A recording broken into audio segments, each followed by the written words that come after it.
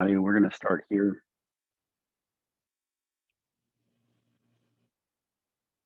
Good morning, everybody, and welcome to the Aviatrix Federal 6.4 update. In today's update, we're going to cover some of the features that have come out since the latest release in 6.4.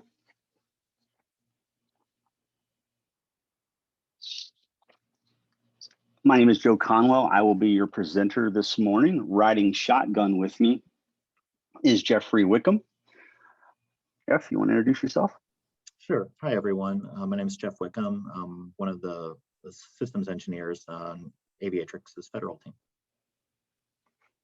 And as I said, I am Joe Conwell. I am one of the federal cloud architects that supports our federal line of business here at Aviatrix. I work directly with our clients and partners from first call inception to designing your multi-cloud network architecture all the way through launching the platform inside of your infrastructure.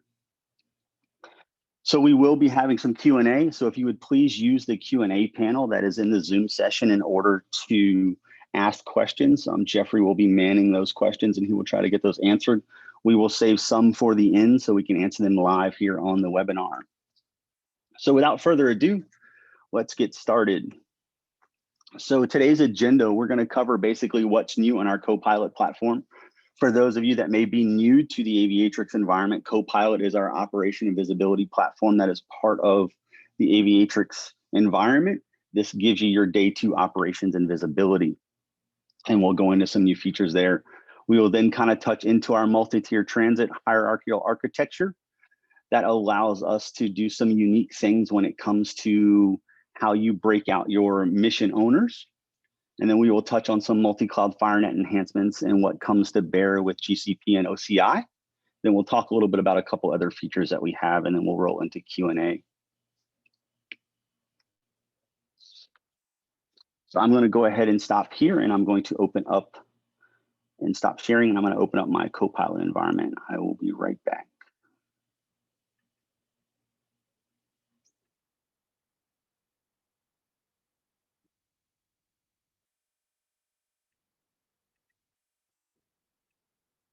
All right.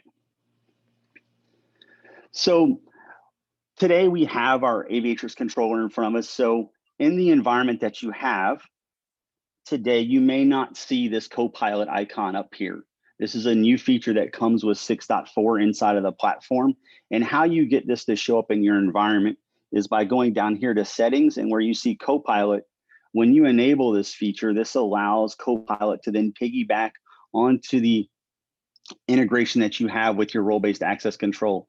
As you'll see here, I am logged in as my user. So when I go ahead and click on CoPilot to bring me into the CoPilot environment, you will see that my role-based access user is going to be Joe. So now everything that I have assigned to me via role-based access, I now have visibility inside of CoPilot. So with this, once you see on the dashboard, you'll notice everybody's always seen the overview that kind of gives you the outlay of what's in your environment. One of the new features that's came out is our traffic tab here that sits up here in the top corner. So if we click on this traffic tab, what you get as an overview is your total traffic patterns over the last 24 hours. But what it also gives you is the ability to break down your environments based upon region. You can also see your VPCs and VNets that ride within in that environment. You also have the ability to look at your gateways. And you can also see your instances in the environment. So as you go to troubleshoot, you may have items that you need to look at to see, what's going on with this machine. Maybe I'm in first thing in the morning and I'm looking at kind of what's happened overnight or in the last 24 hours. And I notice an anomaly. So I'm going to pick on this guy right here because it looks like I see some things going on and I see an immediate spike. And maybe I haven't seen that in my network on a normal time. So I want to go over here and I want to drill down in this little box icon over here. Whenever you see this icon, it's going to link you somewhere else inside of the platform. So when I click on this, it pulls up this screen, and now I have the ability to kind of see this in a deepened view. So now I can see between the hours of 8 and roughly 10 p.m., I had a spike in my environment. Maybe you didn't know somebody was doing data transfers, or maybe somebody scheduled a backup that you weren't aware about. And so now you can see that spike. So what was it that actually caused that spike? I have two ways that I can go look at this item.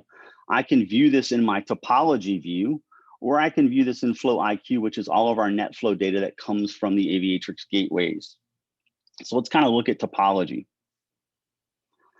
So topology has always existed inside of the environment, but you'll see now once I clicked on that and I followed that link through, you have this highlighted item down here. So it says, hey, this is coming from this EC2 private. So if I click on this device, I now get some relatively interesting information that's coming from the environment. So I can see the IPs, I can see the VPC it sits in, I can see all the configuration items that that cloud provider has tagged onto that device. So from there, I can start to trace items inside of the environment to look at that. Now, along with the topology environment, you'll notice that we've added an additional section up here for topology replay. So if I wanted to, I can now click on topology replay and I can start to go into, what has happened, what has changed in my environment inside of, the last day or from even my inception of when I built this environment. So I can look way back over here and say, kind of what's going on down over here. So if I click on this to expand this out, I can see a timeline. So as I see these changes over here, I can see exactly what took place. I had a tunnel that went from down to up. So if I'm looking at a specific time inside of my environment, I can now start to go back and look at change control policies. So inside of this feature that we added the ability to tag notes into this environment. So on this day, we had an outage. And so I want to go add a note to this. Maybe this was a scheduled maintenance window. Maybe we took that device down to maybe upgrade it to a greater instance size. I can now start to make notes. So I now have a chain of events that I can search on inside of this environment to say, hey, this was my outage window. So if I go outage, if I go, add my little note here, and I want to go, outage window, outage window, and put Joe on here. So now I've saved that. So now I can go back from within my environment and then I can search. So I want to go find me all the things that say outage window. So here's my outage window. So I can go find that. So that's one of the key features that we've added with topology replay in the environment. Now, when you start looking at gateways from the topology view, let me clear this out. So when I go back to my topology view, now where you have your Aviatrix gateway icons here in this environment, you'll see these little red circles. I can click on the Aviatrix device, and now I get some additional tabs that I can see. So I now have this diag tab over here. And if I click on my diag tab, I have the ability to do some troubleshooting directly from within inside the CoPilot environment. What's most important is we've added these two items over here on the right-hand side. So now I can view my active sessions that are rolling through my gateways. I can look at them by source and destination IPs, ports, and I can search for those items. So if I wanted to look for items that were 10.2, it's going to highlight it if this was a long list. I then can also go over here and look at interface statistics. So now I can view all of my interface stats that my gateway has for this particular gateway.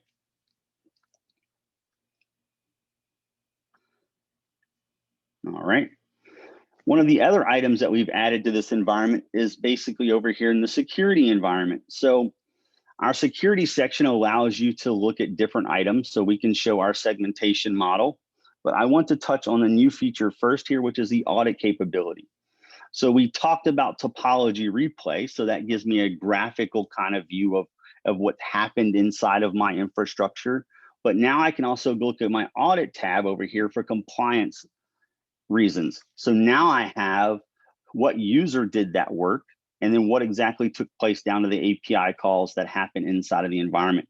So now I have a hierarchical version of what took place all the way down to a command line level audit structure. And I can see that throughout my environment across all of my cloud providers for anything that's been ran through the infrastructure.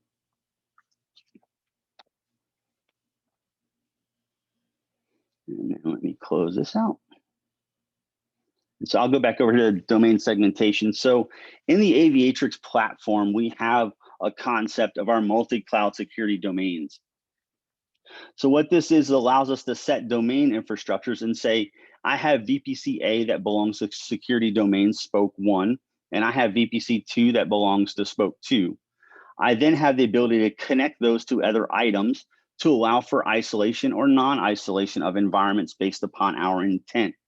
And what this will give you is a graphical representation by highlighting over one of these to see exactly what this connected to, so I can follow the lines in the environment.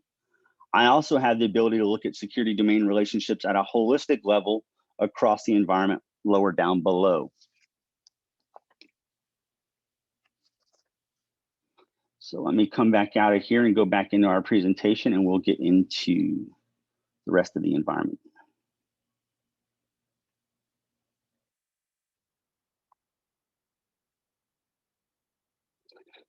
So here we're going to talk about multi-tier transit. This is a brand new feature in 6.4. So in 6.4, you have all of the same features you had previously in 6.3, where you have the ability to build your Aviatrix transit common data plane across your environments, as you see at the top of the screen. So you have VPCs that are in their transits. You still have the ability to do the segmentation models like you had in previous versions.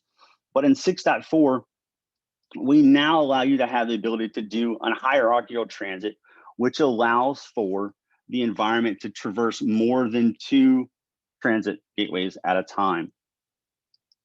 So here I have my environment set over here, and now I have a centralized transit layer that connects back to my on-prem environment.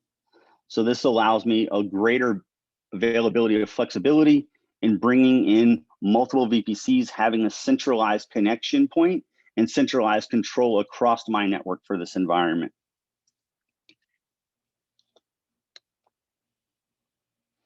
So this comes into a bunch of different use cases. So when we think federal, right, we think mission owner autonomy. So this allows us to divide workflows up around missions. We also had the ability to do our firewall network inside of this infrastructure as well, and we will touch on that in the next couple slides, so we can do different design patterns based on different use cases. This also allows for you to start breaking things out by CSPs and regions or accounts, so you have greater flexibility and granularity of control and what can communicate where and where that connection point comes into your environment. And then last but not least, this will give you a greater sense of data path failover, because now you'll have different paths, and the Aviatrix environment is smart enough to know what you've built and what the shortest path is in the infrastructure. And we'll talk about that in one of the other slides. So let's jump right into mission owner design patterns. So in this environment, we've had a lot of agencies and customers kind of come about and say, you know, we need to have an infrastructure where our network team and our security team controls the entry points into the environments, but we have agencies, other departments that we need to work with.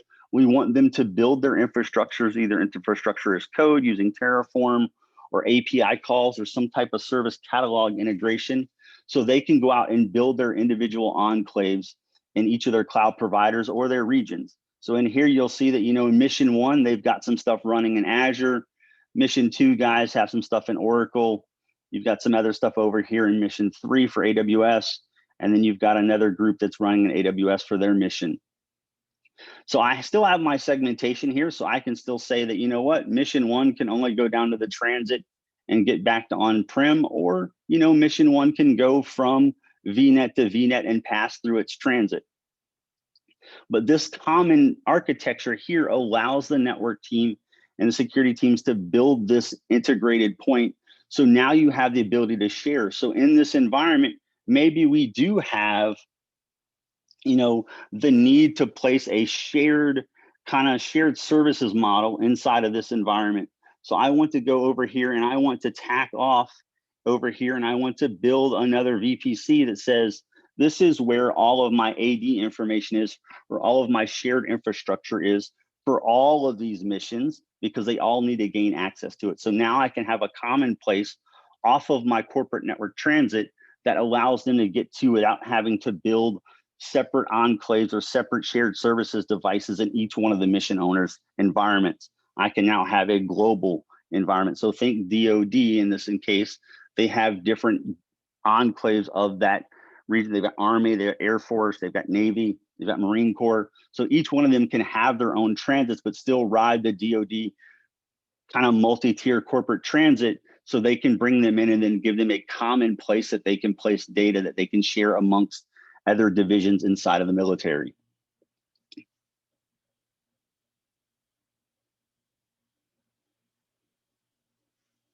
All right.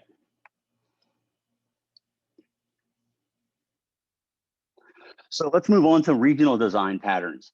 So if we look at this from regional, you've got the ability to bring in your multiple regions from multiple cloud providers. But if we look at this from a mission deployed environment, you may have latency requirements for an application that needs to be accessed inside of a region. So maybe you've got something deployed and you're in region 2 and your lowest latency data center happens to live in that region. So now I can build connectivity through my multi-tiered transit in region to give me the closest point of presence to my on-prem location, whether that be forward deployed items, whether that be a data center, third-party location. I have the ability to get my lowest latency closest to the cloud connectivity for that region. Then from there, once I'm in region, I now have the ability to use my multi-tier transit to use the cloud provider's backbone in order to get connectivity between my other regions. So I have a central point that I enter the environment, and now I'm going to use the cloud provider's environment to go from point A to point B across their regions. We can further take that onto CSP breakdown. So as we just had in our last slide, we had the ability to enter inside of a region. Maybe that region identifier is directly inside of Azure as we show in this diagram. So I'm coming into my environment in Azure, or maybe I'm coming into the environment over inside of Google. And so now I have the ability to separate CSPs out. So inside of my CSP, I come into my closest CSP POP to my data center 1. I then build out my infrastructure, use the cloud provider's backbone. And then maybe that second data center, we need to get to Google, so we build a multi-tiered transit that gets them as close to their location as possible for their Google projects. And then now I can peer these items together. So as I come from data center 2, if I'm allowed to, through my connection policies, I can go up, do my stuff here in my project. And if that project needs to access something, I can go down and traverse my multi-tiered transit peering to get over to another cloud provider and then access one of these other regions or other VNets as required by the system. So we'll talk a little bit here about FireNet designs inside of the multi-tiered transit. As you know, we have firewall network, and I'll touch a little bit more on that later, but firewall network is an ability for us to help you insert firewall devices into your transit layer. We do that by deploying the firewalls through our workflow. So we set the firewall up the way it needs to function inside of that environment based on the security provider's requirements. So if there is a specific layout that they want to see their Ethernet interfaces to function with us, we orchestrate all of that on your behalf. So the security team gets to do what security teams do best, and that's manage policies and objects and not worry about routing and configurations. So as you'll see in this design, I have the ability to place my firewalls in each one of my transits. For some customers, they'll look at that, and some agencies will look at that and say, you know what, that's a lot of firewall sprawl for us. I may not have environments that I need to worry about traffic passing through. I don't need to have layer 7 inspection from this particular transit environment. It's okay to talk within region and talk within its transit environment itself, but I need some centralized way to control that. And that takes us to the second design pattern. The ability to move the firewalls into your centralized multi-tier transit stack. And now you have the ability to say, you know what, these functions all by themselves, there's no inspection rules over here. It's all trusted, it's all secure. We don't have to worry about that. But if I'm going to cross a fictitious boundary here and enter into a different transit environment, you have to be able to go down to the transit, the multi-tier transit layer, and then you need to go through your inspection policies. So that's going to be your layer 7 IDS, IPS type stuff.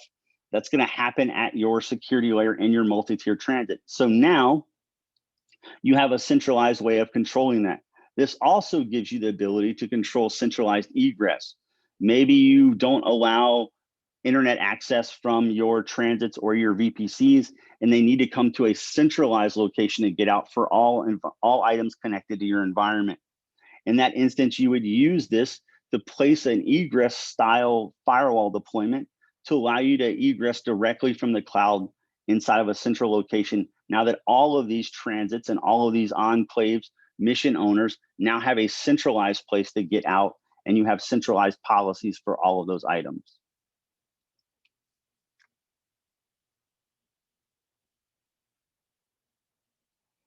So let's talk about the last kind of point we had in the initial slide where we talk about data failover.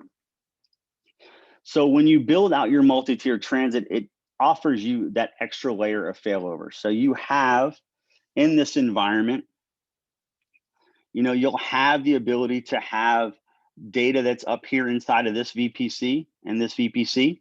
It's going to communicate in the environment across the shortest path available. So you'll see here you have this link that goes this way.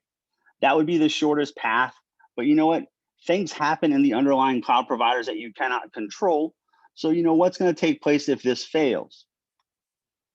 The Aviatrix platform will then recognize that failure and then redirect your traffic across your multi-tier transit to reach the VPC in which it's destined for. Now, if there's firewalls in play there, of course, once it hits that multi-tier transit layer or the transit layer inside of the cloud provider region or enclave that it sits, it will pass through that firewall as well. So this gives you that extra layer to say, hey, you know what? I don't have to worry about this routing. I have shortest path preferences set inside of my architecture for latency-driven application. But if for some reason that underlying cloud provider's environment has an issue and we lose connectivity for some reason with that underlay, we have the ability to route you through a different link to get you to your C2 application. So let me just clear out these little items here. There we go. So if we look at this kind of chart here and we look at what multi-tier transit is, we've tried to look at this, what are all the different design patterns? Am I going to lose functionality? Do I want to have, if I look at my environment, if I look at transit FireNet, can I do transit FireNet with a multi-tier transit environment? So can I have firewalls in my mission owner transits or my business units or my departments or agencies? And then can I also at the same time have a set of firewalls in my centralized location to control those items and make sure that connectivity between enclaves are secured and inspected as needed? So we've tried to take into account with robustness in the environment to make sure that we check all of the boxes to make sure you have the most, I guess call it the most, capability throughout your infrastructure to make sure when you're turning those knobs, you can turn those knobs based on your business priorities and also to make sure you meet your technical priorities as well. So kind of before we get into multi-cloud FireNet enhancements, how are we doing on questions there, Jeffrey? None have occurred so far. All right. So let's march right on here to our FireNet enhancements. So as we talked about, we have the ability to deploy the firewalls on your behalf. It doesn't mean we manage the policies in the infrastructure. We're helping you place those into the network at a level in which you don't lose any degradation. So if you have firewalls at your transit layer with FireNet, we have the ability to stack up to 20 firewalls per AZ. So inside of the Aviatrix environment, they are active. They are both passing data, and we use a hash algorithm to make sure that that data is spread across those firewalls. So it gives you the ability to scale your firewall environment with whatever firewall provider you're using. Specifically in 6.4, we've added firewalls support for GCP, and that is Previously, we had Palo Alto in the GCP environment. With 6.4, we've added that support to now include Fortinet's FortiGate and the Checkpoint CloudGuard firewalls. So now you have the ability to deploy all three of the major vendors inside of the GCP environment. We also added support for OCI. So in OCI, you have the ability to do Palo Alto today, and as that environment increases, we will add support for the other firewall vendors as they become available. One of the other big enhancements that took place inside of 6.4 is our integration with the Fortinet actual management tool. So now, just like we do with Palo Alto and we do with Checkpoint, we can actually send API calls into that management platform to manage the routing inside of the firewall. So if you add items into your network, we see those items added. If we do not have the route already propositioned to the or propagated to the firewall, we will then take and place that route into the firewall for you. So then all you have to worry about is building your application policies around that specific IP address. The other thing that we added in the environment inside of 6.4, specifically for, if we look at federal customers, you have STIGs and other type of items that kind of are bound around what you deploy. So you may be set on a specific firewall AMI that you've already hardened. So through our API support, you can now launch those specific API AMIs that you have with that firewall vendor. So if you're a Palo Alto customer and you're running on 10.1 and you've already got an AMI that is locked down and it's completely hardened, you can now use our API to actually call that AMI specifically, and we will launch that AMI for you instead of the one that's natively in the marketplace.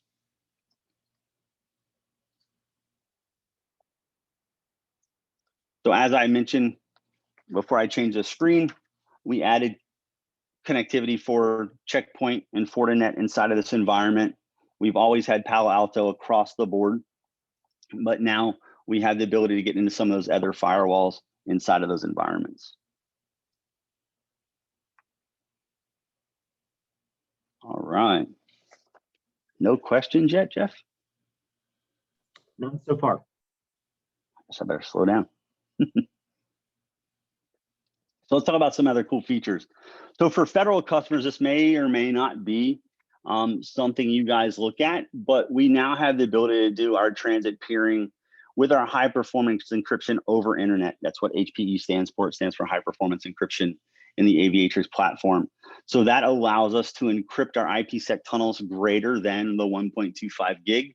We can do that the line rate of the provider. So if I am in cloud inside of AWS, I'm able to encrypt based on instance size. So you can go up to 75 or 80 gigs based on the instance, and that instance would be a C5N18XL. I can encrypt basically at full line rate of the underlying construct. So now we've taken that construct and moved that over into using the internet or the cloud provider's internet drop-off point to allow us to get to another CSP.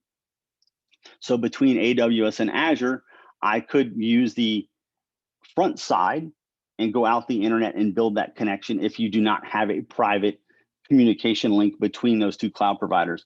Most of the federal agencies will do private communication between their cloud providers through some type of cloud exchange or hub. We can encrypt over that link, and we do that today. Just the newest feature that we added was the ability to do that over the internet in the event you don't have that. So much like with your multi-tier transit environment, if you were allowed to use that connection, say your private communication went down, you could have it default back over to your multi-tier transit or your transit peering over internet to that other cloud provider because your private link went down. That's some different use cases that we've seen. I don't have a lot of federal customers that are using internet-borne traffic inside of their environments.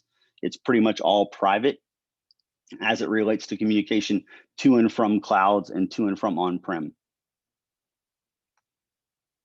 So if we take a quick look at this as a diagram, right? So you'll see here, you have your Aviatrix Transit Hub that sits here in this environment, right? So that sits right here.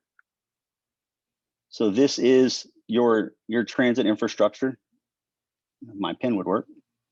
So here's your transit infrastructure here. So you've got that built. And so we've always, like I said, we've always allowed you to build privately down to on-prem. And that could be, you know, all the way down, or like I said, if you have some type of cloud exchange or broker in the middle, we would go down to that device and kind of back up using your private connectivity. But now, as I said, what happens if this link decides to go down? I could now actually use this to build my peer across the environment. So now I kind of have a backup without having to worry about, you know, do I have to rush and find out what happened? I have this other item here. I can make that my shortest path or a preferred path after that failure happens. So we now have that capability to go between cloud providers and use that link instead of just doing that with inside of a cloud.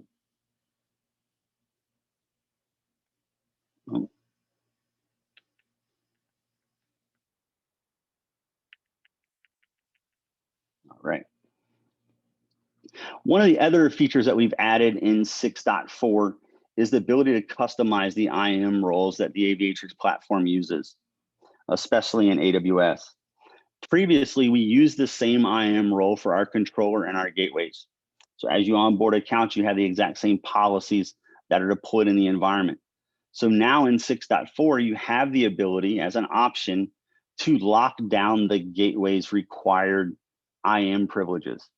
Technically, the gateways only require SQS permissions, so you have the ability to strip out all of that other information and allow the gateways just to use a more locked down role. This will help with security and compliance inside of the government environments, because as we all know, managing compliance and roles inside of the government platform is always fun. You have the ability to say, you know what, they cannot do this. This is not allowed. As you know, like IGWs and some things are blocked at a level above, you know, your console access. You now have the ability to kind of roll those policies into a more secure IAM role for the gateways as you deploy them. So you're not getting dinged on a security audit. Any questions yet, Jeffrey? None yet. All right, so I'll touch on a couple of these. So we do have some additional features that we've added in the environment. So we have our site to cloud enhancement. So, you know, we can do single public IPHA. We do more dynamic route updates now as it comes to our site to cloud, which is our site to site VPN connectivity that we have. We added some additional GCP FQDN support. So as you all may or may not know, Aviatrix gateways, when they're deployed in the environment, they have a series of knobs that you can turn on. FQDN egress is one of those knobs if you choose to allow VPCs to natively egress from within inside of their environment. So you could use an Aviatrix gateway to do full FQDN whitelist and blacklist to allow them to egress from that VPC natively. And so now we support multiple egress gateways, and we also support shared VPCs for egress. As we talked about the CoPilot integration in the platform, CoPilot is a phenomenal addition to the Aviatrix wheelhouse. The visibility that it gives you and the ability to troubleshoot infrastructures, and now having the ability to tie that in with SAML, Duo, and RBAC, you now can start to build out your network infrastructure. Say, you know, I have a team that's going to run this particular business unit. They have their role-based access control for that unit. I have this team over here that's going to control this transit. They have all of their role-based access control set. And then of course, my network, my corporate policy, you know, those are my root level style admins. They have access to the overarching environment as well. So now I can start to steer them. So when they enable CoPilot from a corporate level, when that user logs in and he clicks on CoPilot, he's logging in with his credentials and not using a generic credential. So now you're starting to see a more streamlined process where you're tracking environments and they can view the information that's important to them inside of the environment. As always, everything we talk about in our webinars in the environment, they are located on our docs site. You can look at docs.aviatrix.com. You can find anything we talked about today in the release notes there. We will also have some additional webinars coming for the federal space as we release new items. The next webinar that will take place will be the announcement of the top secret region. We will do a specific webinar on that. Q&A.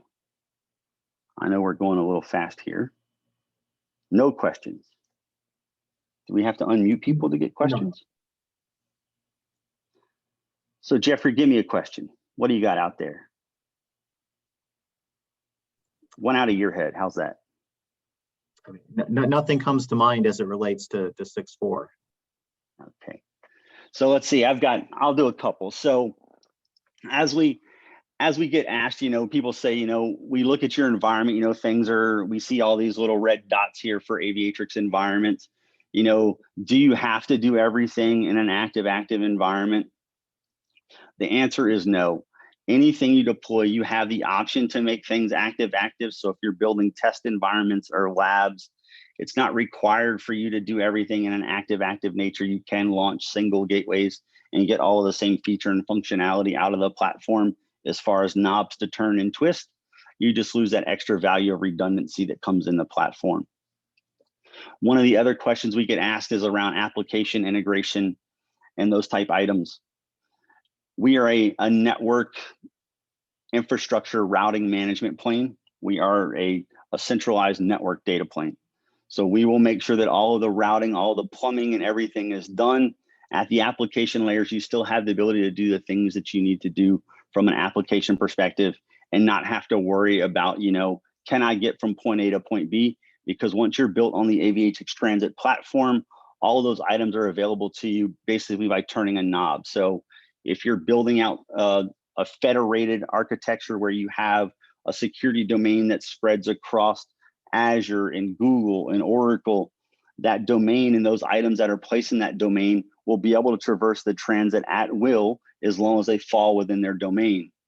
Then as you look at, building other domains, so maybe I have a blue or green domain, blue domains talk to blue, green talks to green. However, that corporate owning entity or that agency owning entity that owns that multi-tier kind of common data plane that's there, they can say, you know what, blue does need to talk to green. So you have the ability to turn those knobs inside of your infrastructure. One of the other questions we get asked about is, how do we handle end-to-end encryption from on-prem entities? So Aviatrix does have our physical appliance that sits on-prem. That is our cloud end device. That allows you to encrypt those express routes, your direct connects, your Google interconnects, your Oracle fast connects. It allows us to encrypt those at full line rate. So as you know, those are leased lines and not encrypted. So we have the ability to encrypt that at full line rate. So now from a network perspective to your edge VPC, you have full line rate encryption from end to end across your environment. Couple that with service insertion, the ability to put the firewalls in the environment. You now have that security mantra added into your environment. And now you have the ability to control all of that. And I see a question. What do we got, Jeff? Sorry, I was on mute. Question from Hamad, the cloud and virtual appliance on your roadmap. Yes, the cloud and virtual appliance is coming. It should be here later this year. I believe we were targeting sometime around the fall for that device. So that will be at its first release will be an OVA for VMware. And then we're going to add some additional hypervisor support for that as the year goes on. Did that answer your question? Got any more?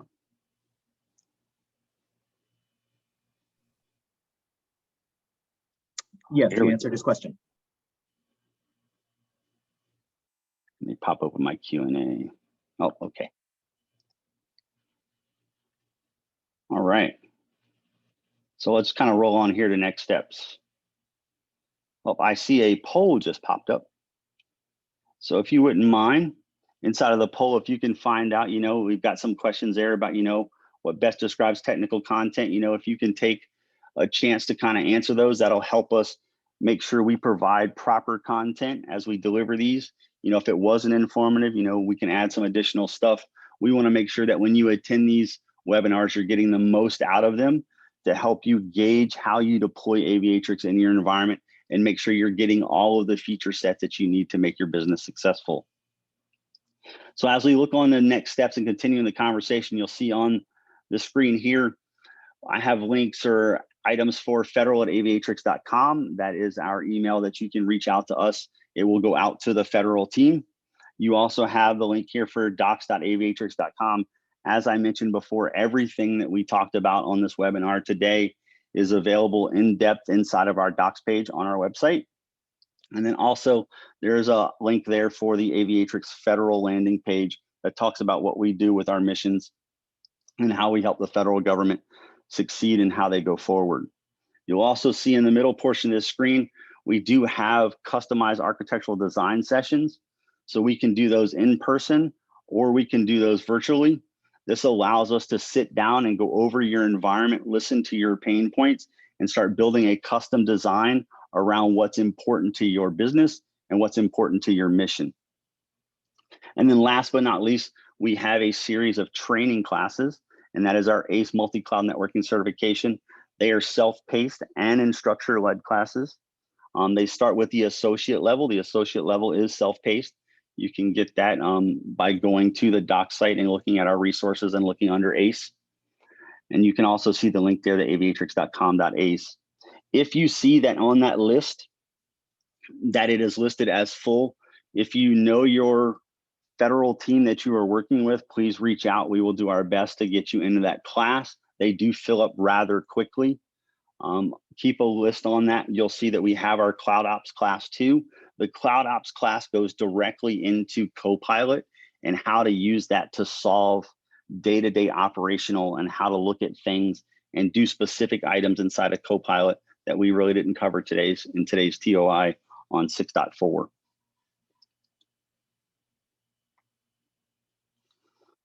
So this concludes the webinar for today. If you do not have any other questions, or if you do, I can stick around and we can try and answer these in the chat window.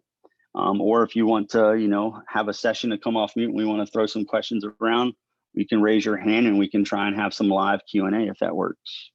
If not, I thank you for joining the session and we look forward to working with you.